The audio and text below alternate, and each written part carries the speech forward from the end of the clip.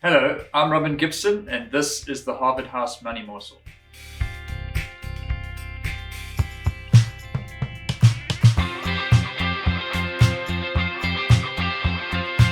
Welcome back. Thank you for joining us.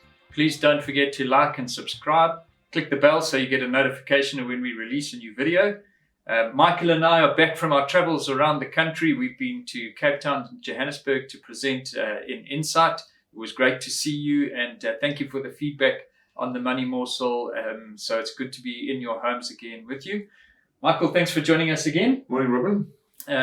Bit of a cold and wet Cape Town and pretty cold Midlands. Michael, I think the narrative often around South Africans is that the government is useless and incompetent.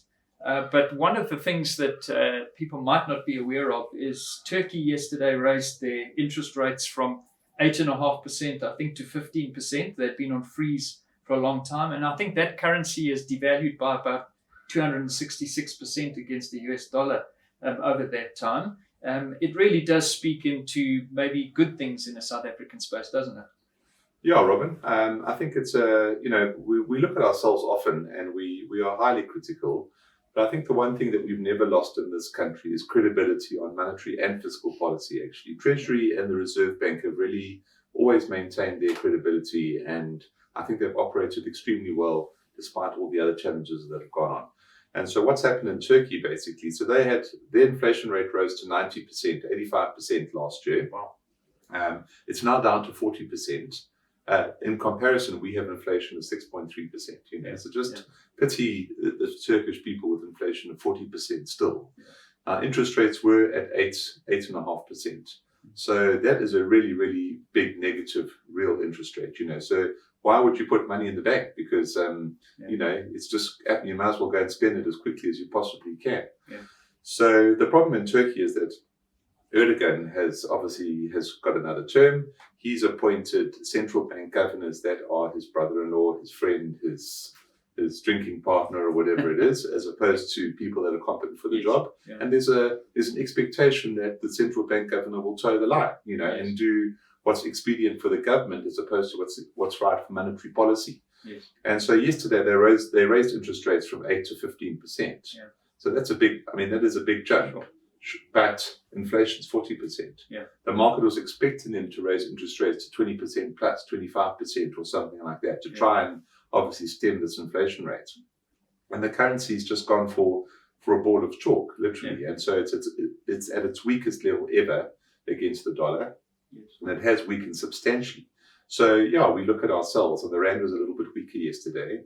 So the Bank of England raised interest rates yesterday. Their inflation is 8.5%, 8.7%. We're at 6.3%. Yeah. And Turkey is, we often say in emerging markets, our peer group is Turkey, Brazil, Indonesia, Russia, those kind of countries. And, the rand is liquid. We have a really, really good financial system here. So when things happen in Turkey, that sort of spillover happens into other currencies. Just because we're liquid, we can trade, we can settle transactions. It's a good proxy. So I think sometimes we look at the rand and everybody throws their hands up in the air and says, but the rand is weakening again. You cannot look at it in isolation. You have to look at what's happening elsewhere in the world. So, Michael, in terms of the discipline, we've seen obviously Turkey is a really good example of how the currency can fall apart. The discipline in terms of our economics, that feeds back into the environment for business, doesn't it? Yeah, it does. Listen, you can't have a high inflation rate. High inflation just decimates business. It's obviously decimates the poor. You're changing prices a couple of times a year kind of thing. So really, low inflation is the rock, is the stability that a country needs to sort of operate effectively, So our Reserve Bank, it might be a little bit harsh. We might feel a little bit hard done by. Our interest rates are at 15-year highs. It's not easy. People with mortgages and debt are struggling.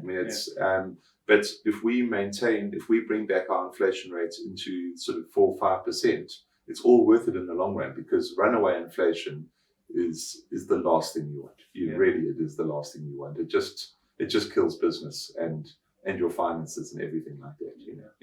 So, well, if you're feeling hard done by out there, Maybe give a thought to the Turkish population who have sort of seen runaway inflation and now they are absolutely being caned on their borrowings. And maybe the slow medicine that we've been having to deal with our inflation is a good thing. Michael, thanks for joining us.